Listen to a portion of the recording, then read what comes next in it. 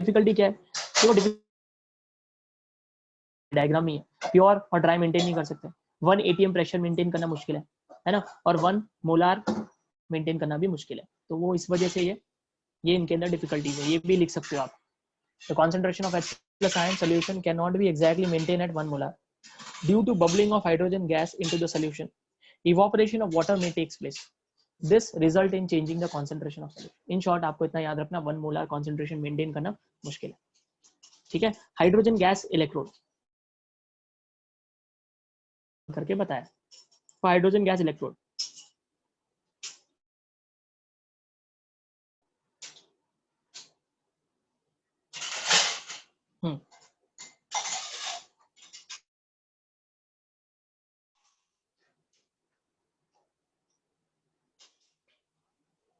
वही electrode reaction लिखा, 2H plus plus 2 electron gives you H2, है ना।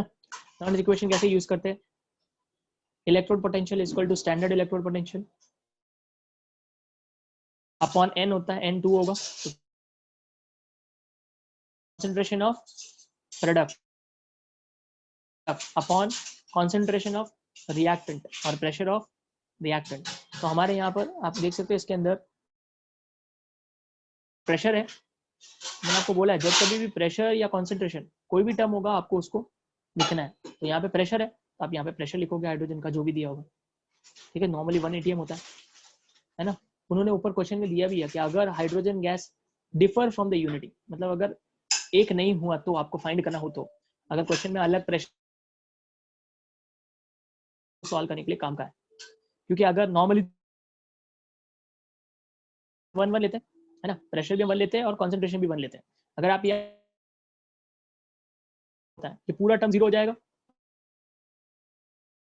टू E नॉट H2 और E नॉट H2 ऑलरेडी 0 होता है,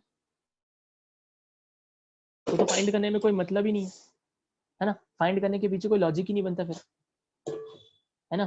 तो जब कभी भी, इसीलिए उन्होंने ऊपर लिखा भी है, अगर आपको क्वेश्चन दिया जिसमें value differs from the unity, अलग प्रेशर दिया है, अलग कॉन्सेंट्रेशन दिया, तो ये इक्वेशन काम का है, ठीक है ना।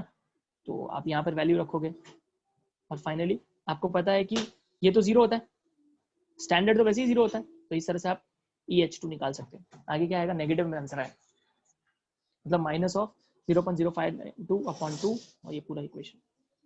बट ये इक्वेशन तभी काम का है, मैं वापस बोल रहा हूँ, जब कभी भी आपको वैल्यू 1 से अलग दी हुई है, क्योंकि अगर 1 दी तो अभी आपको मैंने प्रूव किया है, तो फिर 0 ही आएगा सब, समझा।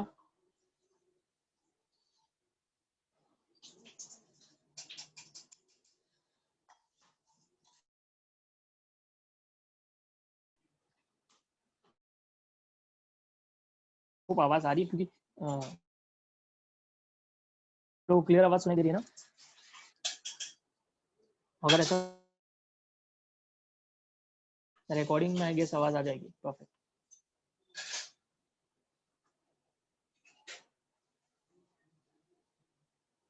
ठीक है, 1 मिनट, ओके, इतना समझ में आ गया, ठीक है। इसके बाद देखो, galvanic cell used in day to day life, ये वापस पूरा थियोरेटिकल है, हम जो galvanic cell day to day life में यूज करते हैं वो, तो वही उन्होंने अभी यहाँ पे बताया होगा, primary cell and secondary cell, है ना। मैंने आपको बताया था प्राइमरी सेल वो होते हैं जिनको हम रिचार्ज नहीं कर सकते वापस, जैसे आप रिमोट के अंदर आप यूज करते हो अपने अपने आपके वॉल के अंदर जो वॉच आती है, वॉच जो लगाते हैं हम, है ना, क्लॉक जो लगाते हैं, उसमें भी देख लो आप, नॉर्मली जो भी सेल यूज करते हो, है ना, ब्रिस्ट वॉच में भी जो हम यूज करते हैं, वो सब सेल कैसे होते हैं, नॉर्मली आपने देखा होगा, जैसे उनके अंदर बैटरी खत्म हो जाती है हम उसे बाहर फेंक देते हैं, है ना। कुछ से देखते हैं नॉर्मली प्राइमरी वोल्टेज सेल है, प्राइमरी मीन जिनको हम रिचार्ज वापस नहीं वापस यूज कर सकते हैं, they are known as secondary voltage cell, उनको हम सेकेंडरी वोल्टेज सेल बोलते हैं। पहला डिफरेंस तो ये समझ में आना चाहिए, ठीक है। देखो क्या लिखा है, वोल्टेइक और galvanic cell is common use in common primary voltage cell when a galvanic cell generation the chemicals are consume. जब कभी भी गैल्वेनिक सेल यूज होता है तो उसके अंदर क्या होता है, केमिकल्स,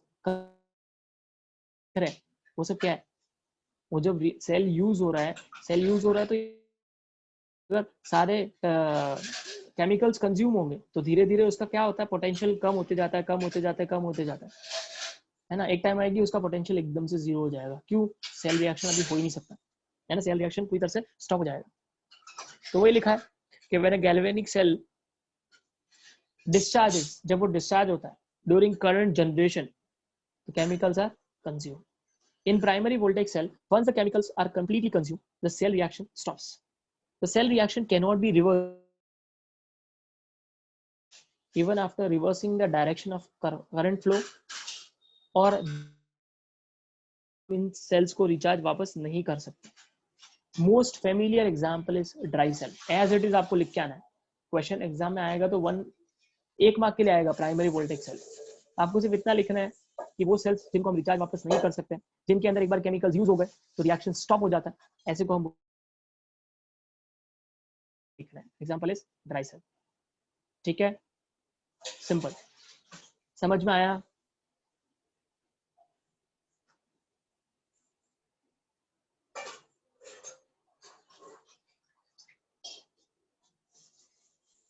क्लियर है?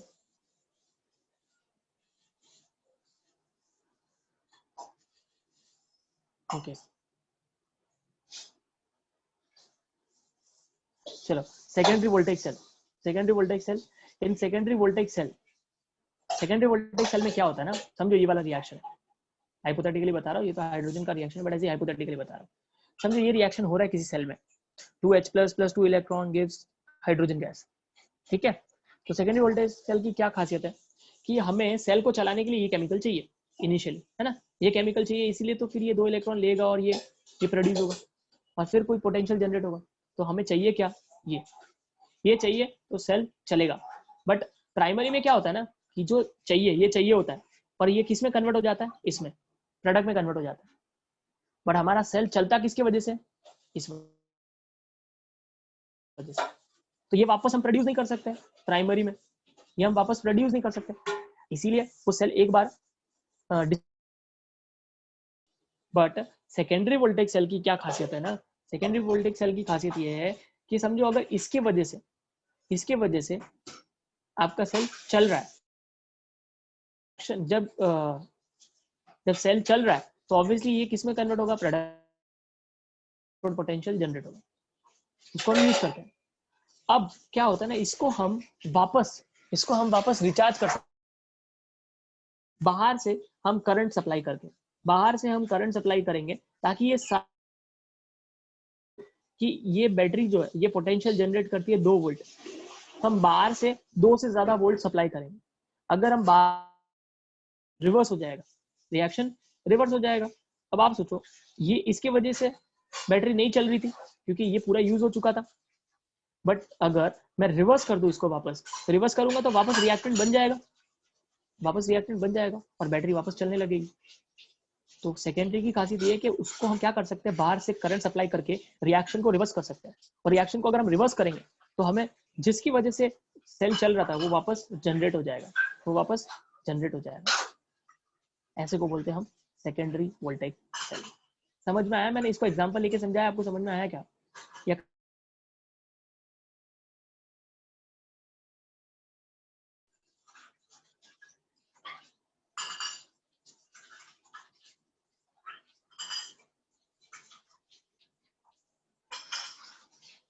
समझ में आया? या कुछ डिस्टर्बेंस टाइप तो नहीं हो रहा है? मेरी आवाज क्लियर आ रही है आप लोगों को? बैकग्राउंड में जो भी आ रहा है उस पर ध्यान मत दो। आपको मेरी आवाज समझ में आ रही है? बीच में ब्रेक हो रहा है आवाज, मुझे लग ही रहा है कुछ तो इश्यूज है।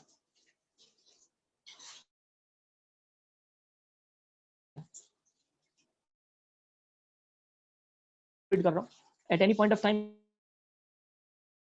ये तो प्लीज मुझे बताओ, क्योंकि फिर कोई मतलब नहीं निकलता ना, इसलिए। हाँ, मैं क्या बता रहा हूँ कि समझो कि एक रिएक्टेंट है ए, ठीक है, एक रिएक्टेंट है ए, इसकी वजह से बैटरी चलती है, ठीक है, और ये रिएक्टेंट किसमें कन्वर्ट हो जा रहा है, बी में। जब ये ए से बी में कन्वर्ट हो रहा है, उसकी वजह से एक पर्टिकुलर करंट जनरेट होता है, उसकी वजह से एक पर्टिकुलर पोटेंशियल जनरेट होता है, उसको हम यूज करते हैं बैटरीज में, उसको हम यूज करते हैं, बराबर है। और ए से वो बी में कन्वर्ट होगा तो ही करंट जनरेट होगा, और फिर बराबर है। प्राइम अब वापस बी से ए में नहीं जा सकते, किसकी जरूरत पड़ती है, ए की, क्योंकि अगर ए होगा, जब वो ए बी में कन्वर्ट होगा तभी तो अब पोटेंशियल जनरेट होगा, तो ही हम सेल को यूज कर पाएंगे। बट प्राइमरी में क्या होता है कि ए से एक बार बी में कन्वर्ट हो गया तो वापस बी से आप ए में लेके नहीं आ सकते। अगर आप बी से ए में लेके नहीं आ पाओगे, बी से ए में लेके नहीं आ पाएगी आपकी प्राइमरी सेल, वो हो गया, ठीक है। भाई अगर हम सेकेंडरी वोल्टेज सेल की बात करें तो सेकेंडरी वोल्टेज सेल की क्या खासियत है कि एक बार अगर ए बी में कन्वर्ट हुआ भी, ए बी में कन्वर्ट हुआ भी, और समझो ए जब बी में कन्वर्ट हो रहा है तो पोटेंशियल जनरेट हो रहा है 2 वोल्ट, ठीक है। पोटेंशियल कितना जनरेट हो रहा है, 2 वोल्ट। हम क्या करते हैं, इन बैटरीज को बाहर से करंट सप्लाई करते हैं, बाहर से इसको जब इनके अंदर हम 2 वोल्ट से करंट ज्यादा सप्लाई करेंगे तो ये जो बी है ये वापस किसमें कन्वर्ट हो जाएगा, ए में। वापस धीरे धीरे सारा बी जो है वो किसमें कन्वर्ट हो जाएगा, ए में। और अगर वापस सारा बी जो है ए में कन्वर्ट हो गया, हमें पता है ना कि हमें बैटरी को चलाने के लिए किसकी जरूरत है, ए की। और ये तो अभी वापस तो वापस बैटरी चलने लगेगी। ये कंसेप्ट है सेकेंडरी वोल्टेज सेल का। तो सेकेंडरी वोल्टेज सेल में क्या खासियत है ना कि हम रिएक्शन को रिवर्स कर सकते हैं बाय एक्सटर्नल करंट। ऐसा प्राइमरी में नहीं हो सकता। प्राइमरी में हम कितना भी करंट सप्लाई कर दे, एक बार प्रोडक्ट बन गया वो वापस रिवर्स नहीं हो सकता। ऐसे को हम प्राइमरी वोल्टेज सेल बोलते हैं। समझ में आया मैंने अभी क्या बोला?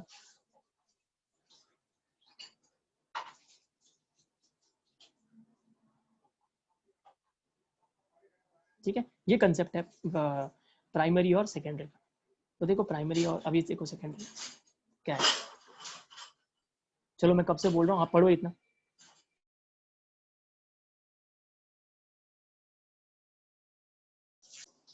मैं म्यूट कर रहा हूँ, आप पढ़ो, हो जाए तो मुझे बता दे।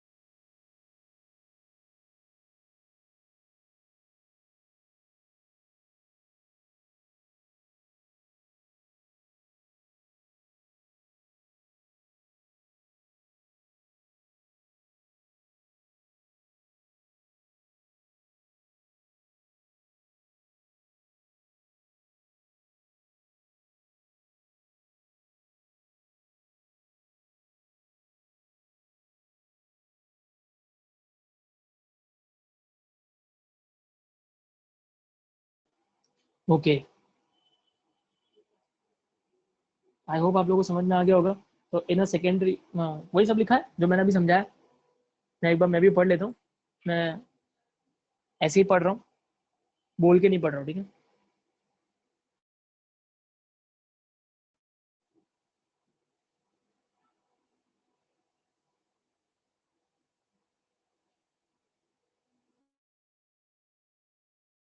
मैंने जो बताया है ना, current reverse charging of the cell. ठीक है, हाँ सबसे ज्यादा इंपॉर्टेंट पॉइंट, और ये सीईटी में भी बहुत बार आया है, नीट में भी, जेई में पूछ सकते हैं, वेरी वेरी इंपॉर्टेंट। आपको पता है अब तक अब टाइप के होते हैं, एक इलेक्ट्रोलाइटिक और एक हमने पढ़ा था, एक इलेक्ट्रोलाइटिक होता है और एक गैल्वेनिक होता है। तो लोग पूछेंगे जब सेल रिचार्ज, जब सेल डिस्चार्ज हो रहा है तब वो कैसा बिहेव करता है, और जब सेल रिचार्ज होता है तब वो कैसे बिहेव कर रहा है। तो दिमाग लगाओ कि जब सेल डिस्चार्ज हो रहा है, तो डिस्चार्ज हो रहा था एक्चुअली क्या हो रहा है उस समय, उस समय क्या हो रहा है, chemical energy is converted into electrical energy, है ना। केमिकल ऑलरेडी है, हम उसको किस में कन्वर्ट कर रहे हैं, इलेक्ट्रिकल एनर्जी में कन्वर्ट कर रहे हैं। तो जब chemical energy is converted into electrical energy, ऐसे को हम क्या बोलते थे, जब chemical energy is converted into electrical, galvanic. जब हम उसको रिचार्ज कर रहे हैं, ध्यान से मेरी बातें सुनो, जब हम रिचार्ज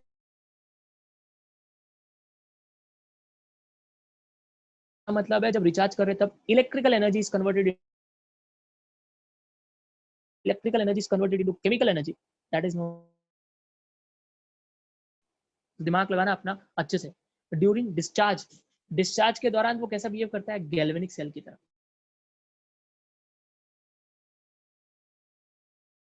पता है, electrolytic. See that secondary cells are galvanic during discharge. इसके एग्जांपल्स क्या है, सेकेंडरी सेल्स के एग्जांपल क्या लिखोगे, लेड स्टोरेज बैटरी, जिसको हम डिटेल में पढ़ना है। क्लियर, मैंने क्या बोला।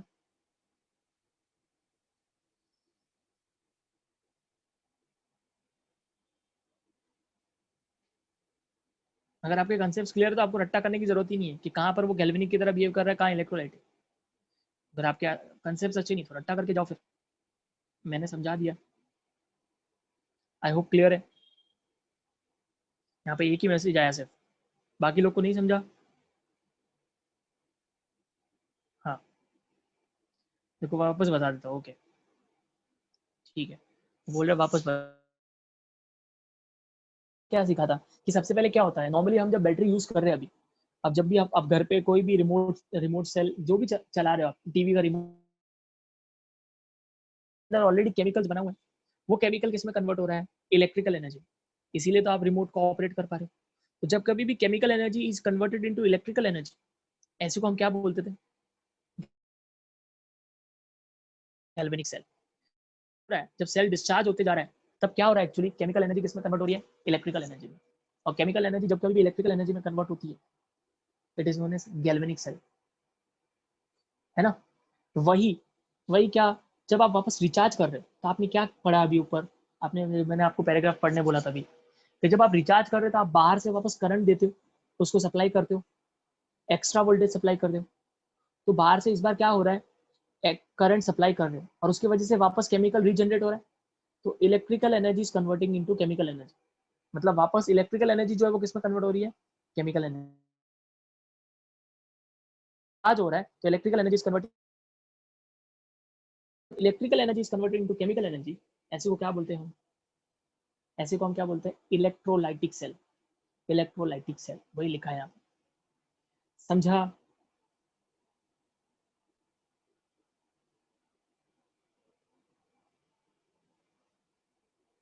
ठीक है, तो ये हो गया हमारा।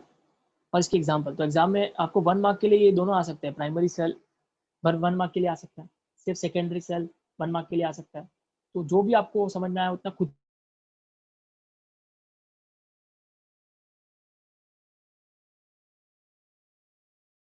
ये सब छोटे छोटे टॉपिक मेरे ख्याल से क्या है इसमें, तो उनको पढ़। हाँ उसके एग्जाम्पल, अभी देखो सबसे पहले हम ड्राई सेल पढ़ने वाले। ड्राई सेल किसका एग्जाम्पल है, प्राइमरी वोल्टेज सेल का, है ना, प्राइमरी वोल्टेज सेल का था। Dry cell is also known as Leclanche cell, Leclanche cell भी बोलते हैं उसको। तो एग्जाम में अगर आए ड्राई सेल के बाद तो दोनों का मतलब एक ही है। ये क्वेश्चन अगर आएगा सेल के बारे में लिखने बोले तो आपको कंस्ट्रक्शन लिखना है, आपको सेल रिएक्शंस लिखने हैं। ठीक है, सेल रिएक्शन के अंदर वही सब आ जाते हैं, oxidation at anode, reduction at cathode and net cell reaction, सब कुछ आ जाता है। सेल रिप्रेजेंटेशन लिखना होता है, ठीक है, सेल रिप्रेजेंटेशन नहीं दिया बट लिखना होता है। और यूजेस अगर आपको आए तो ठीक है, नहीं भी लिखोगे तो भी चलेगा। Main cell reaction, cell reaction के अंदर 3 हिस्से हैं, और सेल रिप्रेजेंटेशन इन्होंने दिया नहीं है, बट सेल रिप्रेजेंट, ठीक है। ये इस तरह से आप लिखोगे तो ऑब्वियसली ये ज्यादा मार्क के लिए आएगा, 3 मार्क के लिए या जो भी आपके क्वेश्चन एग्जाम में आते हैं 3 मार्क के लिए।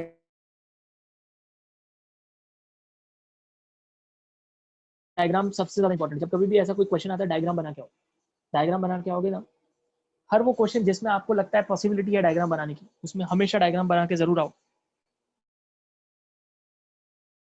ज्यादा तो लगे हाँ यार डायग्राम में सब लिखा तो है जो है, तो वैसे ही मार्क्स दे देगा, ये ध्यान जरूर रखना। ओके, तो ड्राई सेल और लेक्लांच सेल देखते हैं क्या लिखा है इसके बारे में।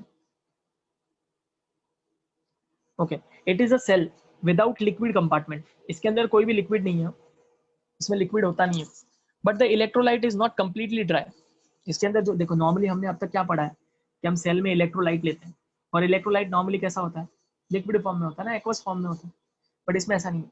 इसमें इलेक्ट्रोलाइट जो है वो लिक्विड फॉर्म में नहीं है, बट पूरी तरह से ड्राई भी नहीं है, मतलब पेस्ट जैसा है, ठीक है, सेमी सॉलिड बोल सकते हैं।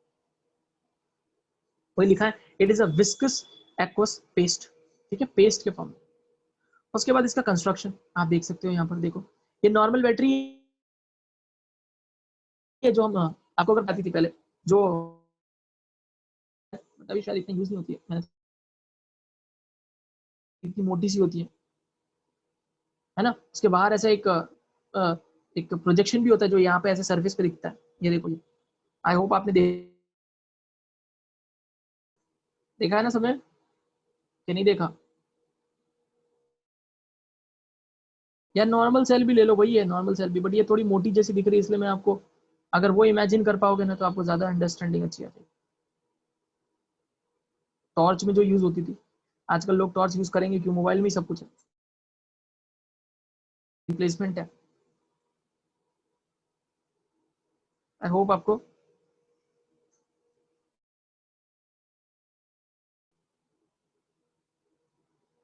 चलो ठीक है। हाँ, तो अब इसको देखो ध्यान से, आप जो बैटरी घर पे लेके आते हो, एवररेडी है जो भी है लेके आते हैं ना, है ना, वो जो भी बैटरी आप यूज करते हैं रिमोट में भी यूज कर रहे हैं, समझो वो पतली वाली है, पर ठीक है, तो उसके बाहर जो एवररेडी जो लिखा रहता है जहाँ पर, वो तो बना हुआ रहता है, वो आपको देखो यहाँ पर किससे बना होता है, जिंक से, देखो लिखा भी है जिंक कंटेनर, वो जिंक से बना हुआ होता है, और वो कैसा होता है, नेगेटिवली चार्ज होता है। देखोगे इस प्रोट्यू, एक बड़ा ये देखो यहाँ पे जैसे दिख रहा है ये वाला, ये पोर्शन, हर एक सेल में दिखते हैं हम। और बचपन में कुछ लोग तो ऐसे सेल को ब्रेक कर, कुछ लोग बहुत मस्ती रहती है जिनको, वो लोग सेल को तोड़ फोड़ के भी देखते हैं अंदर से, तो कोयला जैसा मिलता है काला काला, है ना, तो ये जो सेंटर में देखते हो क्या है, paste of carbon and MnO2 उसके अंदर है, वो बीच में जो है एकदम बीचों बीच वो क्या है, ग्राफाइट रॉड है। ग्राफाइट रॉड मतलब कार्बन से बना हुआ है, तो ग्राफाइट जो है वो पॉजिटिव की तरह बिहेव करेगा, जिंक जो है वो नेगेटिव की तरह बिहेव करेगा, ठीक है। और आप ध्यान से देखो, ये जो ग्राफाइट रॉड है, उसके बाद एक और ये देखो, ये चेम्बर है, दिख रहा है ये चेम्बर, ये पूरा चेम्बर है, तो इस चेम्बर के अंदर पेस्ट भरा हुआ है, यहाँ पर पूरा पेस्ट है, यहाँ पर पेस्ट भरा हुआ है।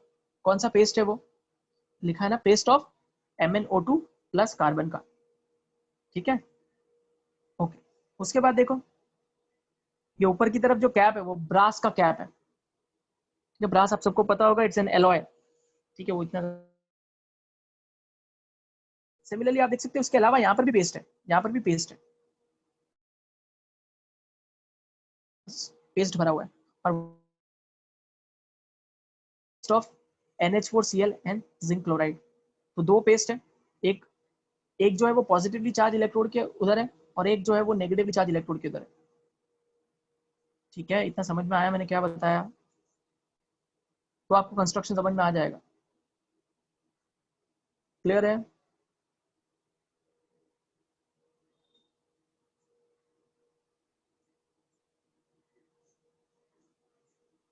ओके,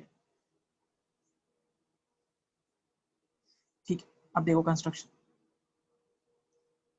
इसके अलावा एक और चीज है, दैट इज पेपर स्पेसर। वो एक जो जिंक का कंटेनर है, उसके और पेस्ट के बीच में एक पेपर है, स्पेसर, ठीक है, एक पेपर जैसा कुछ रखा रहता है, ओके। अब देखो क्या है, the container of the cell is made up of zinc which serve as an anode. It is lined from inside with a the porous paper to separate it from the other material. आपको एक paper मिलेगा जो separate करता है अंदर के material को zinc से, क्या porous paper. An inert graphite rod in the center of the cell immersed in the electrolyte paste serve as a cathode. जो सेंटर में आप देख सकते हो ब्लैक कलर का जो एकदम सेंटर में dark black, that is graphite rod which act as a cathode, acts as a cathode. और उसके आजू बाजू पेस्ट था वो इलेक्ट्रोलाइट की तरह बिहेव करता है. ठीक है. It is surrounded by a paste of manganese dioxide MnO2 and carbon black. ठीक है. The rest of the cell is filled with an electrolyte. It is a moist paste of ammonium chloride that is NH4Cl and zinc chloride ZnCl2. Some starch is added to the paste to make it thick. सिर्फ उस paste को thick करने के लिए थोड़ा बहुत starch भी add किया जाता है. ये पॉइंट नहीं भी लिखोगे तो चलता है, वैसे कोई इतना भी जरूरी नहीं है. मेन आपको ये सारी चीजें लिखनी है जो आप डायग्राम में बताते हो. ठीक है. so that it cannot be leaked out. Obviously paste एकदम thick होना चाहिए. The cell is sealed at the top to prevent drying of the paste by evaporation of moisture.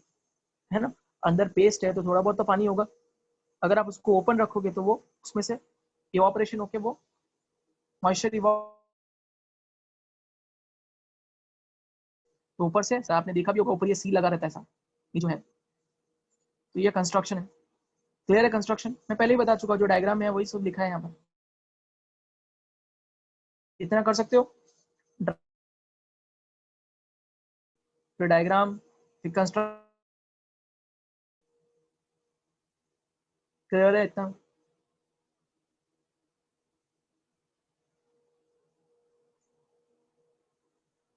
जिसको शॉर्ट कर, जिसको नोट्स बनाने की अच्छे से आता है ना वो लोग शॉर्ट भी कर सकते हैं इस क्वेश्चन. डायग्राम बना दिया.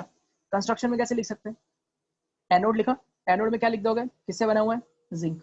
उसके बाद नीचे क्या लिखोगे, इलेक्ट्रोलाइट क्या लिखोगे, इसका क्या इलेक्ट्रोलाइट है, MnO2 एंड कार्बन ब्लैक. तो कैथोड कौन है, इनर्ट कौन सा पेस्ट भरा हुआ है वो लिखोगे, है ना. फिर कुछ पॉइंट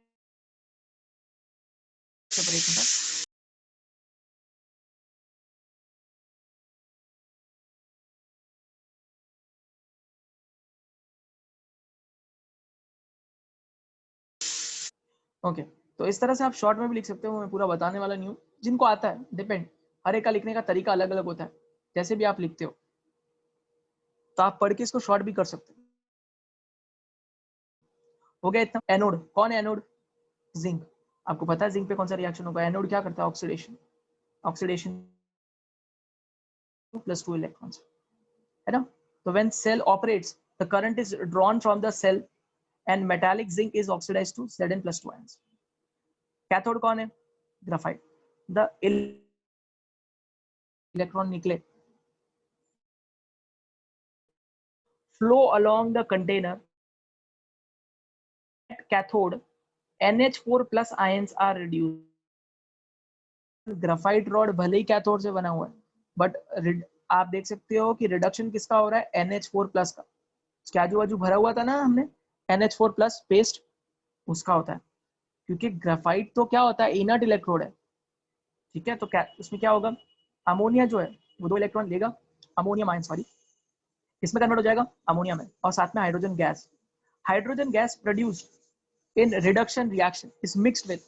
आपको पता है रीजन क्या है MnO2 का लेने का, वो भी पूछते क्वेश्चन. 1 मिनट रुक जाओ. हाँ, पूछते कि MnO2 क्यों लिया गया, क्या रीजन है इस MnO2 का. रीजन ये है कि जब हाइड्रोजन लिबरेट होता है, यहाँ पे देखो आप, हाइड्रोजन लिबरेट हो रहा है, इसी को भी रिड्यूस कर सकता है. इसलिए ये हाइड्रोजन किसी और के साथ रिएक्ट ना हो, इसीलिए इसको कैप्चर करने के लिए इसको कोई पकड़ के रखे, इसलिए हम MnO2 यूज करते हैं. MCQ आता है. देखो लिखा भी है, hydrogen gas produced in the reduction reaction is oxidised by the MnO2 and prevents it collection on cathode. इसके साथ रिएक्ट करके कुछ और ही बना दिया उसने. लिखना है नेट रिएक्शन क्या करेंगे और इसको, तो देखो हमने दोनों रिएक्शन को जोड़ दिया. 1 मिनट यार ये पेज, हाँ, तो हमने इन दोनों रिएक्शन को जोड़ दिया.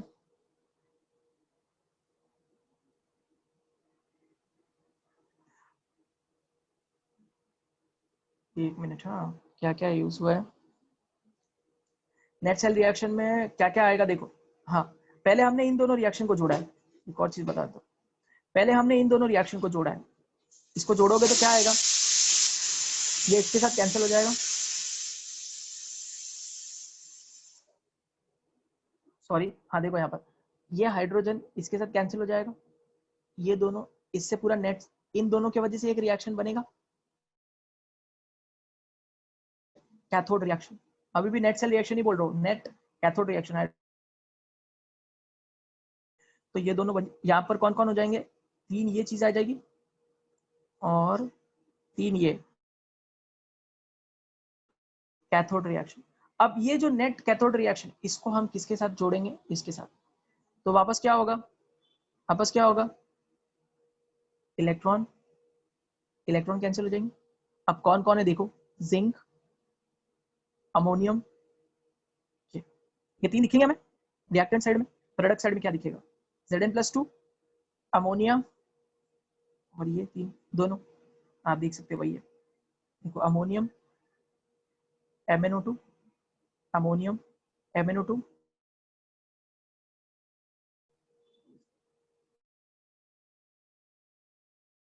जिंक, अमोनियम MnO2, अमोनिया, ये चार चीजें वही होगी प्रोडक्ट में, Zn+2, Mn2O3, अमोनिया, वाटर। ठीक है, तो क्योंकि कैथोड के अंदर दो रिएक्शन है, ये दो रिएक्शन है, तो पहले इन दोनों का नेट रिएक्शन लिखना पड़ेगा, और वही है ये नेट रिएक्शन, ये नेट कैथोड रिएक्शन, ये वाला ये नेट कैथोड रिएक्शन। और फिर इस नेट कैथोड रिएक्शन को हमने एनोड रिएक्शन के साथ जोड़ के हमने क्या बनाया फाइनली, नेट सेल रिएक्शन। तो थोड़ा कॉम्प्लिकेटेड जरूर है, इसीलिए एग्जाम, और एग्जाम में क्वेश्चन भी आता है ट्राई सेल, तो इसकी प्रैक्टिस अभी से होनी चाहिए, इस ट्राई करनी पड़ती है। बाकी सारी चीजें कंसेप्चुअली सिखाइए, कंडक्टिविटी, नॉन इक्वेशन, वो सब तो क्या है न्यूमेरिकली आते हैं। ठीक है, ओके, इतना समझ में आ गया। इसके अलावा क्या होता है, आप देख सकते हैं यहाँ पर फिर भी, अब ये हमारा नेट सेल रिएक्शन है। अब नेट सेल रिएक्शन में भी अमोनिया गैस रिलीज हुआ है, ठीक है, अमोनिया एक्वस दिखाती है, तो क्या होता है, ये जेड, तो वो भी आपको लिखना है, देखो कोऑर्डिनेशन कंपाउंड वाला एक कॉम्प्लेक्स बन जाएगा। तो देखो क्या लिखा था, अमोनिया ट्यूबल कंपाउंड कंटेनिंग, इस तरह से। और इन्होंने एक चीज तो दी नहीं, एक तो सेल रिप्रेजेंटेशन, और इसका वोल्टेज कितना होता है, ये आप प्रीवियस पहली वाली बुक से फॉलो कर सकते हो। ठीक है, तो इसका वोल्टेज जितना मुझे याद है 1.23 वोल्ट होता है, एकदम इजी भी है याद रखना, 1.23 वोल्ट। क्लियर है, किसी को कोई डाउट है तो बताओ। यहाँ पे कुछ स्टूडेंट गायब क्यों हो जाते हैं, मुझे समझ नहीं आता। चलो, जो पढ़ने वाले वो लोग तो है ना।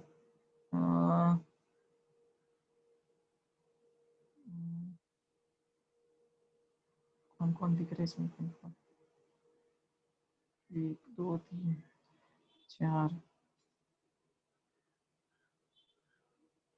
ठीक, समझ में आ गया। ठीक है, तो ये मैंने समझाया, ठीक है, आपको एक बार रीड भी करना है। ठीक है, तो मैं क्वेश्चन पूछूंगा अगले क्लास में, तो प्लीज प्रिपेयर हो क्या ना। अभी चैप्टर खत्म होने आया, तो मैं कभी भी कुछ भी पूछ सकता हूँ। अगर आपको नहीं आ रहा है तो फिर आपका ही इंप्रेशन डाउन होगा, और बुरा भी लगता है फिर कि इतना मेहनत करके समझाया और पढ़ा नहीं आप लोगों ने बराबर से। ठीक है, तो प्लीज इतना पढ़ लेना। और इसको इसको भी आप वन टाइम लिखोगे, ड्राई सेल को कैसे लिखोगे मैंने समझा दिया। को इसको शॉर्ट, ये तो आप देख के भी लिख सकते हो, ठीक है, इसको आप क्या करोगे, देख के बुक लेके बैठो और तरीके से शॉर्ट करके लिखो। पहले एक बार पढ़ लो, फिर खुद से लिखने की ट्राई करना सेल रिएक्शन। हो सके तो सेल रिएक्शन 2 बार लिख दो, या फिर उतनी बार लिखो जितने में आपको याद हो जाए, या आपके ऊपर है। अगर आपको एक बार में याद हो जाए आप एक बार लिखो, आपको 3 बार में याद होता है आप 3 बार लिखो, या आपके ऊपर, मैं छोड़ता हूँ। ठीक है, समझ में आया।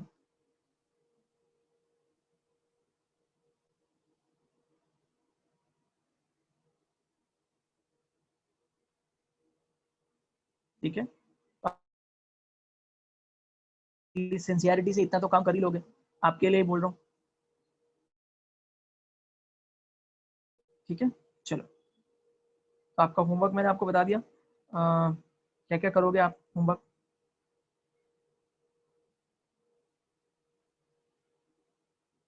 क्या होमवर्क बोला है मैंने? एक तो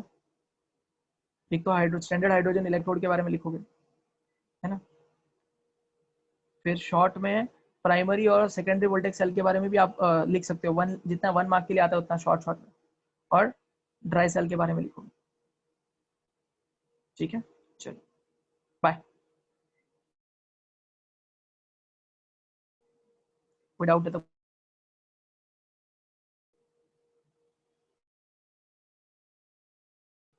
कोई डाउट किसी को?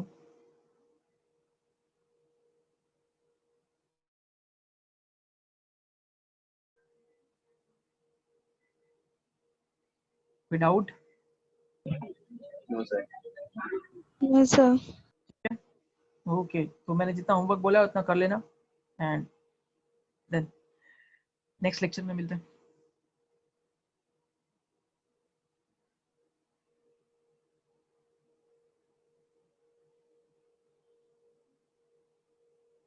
Bye bye sir. Bye sir. Bye bye.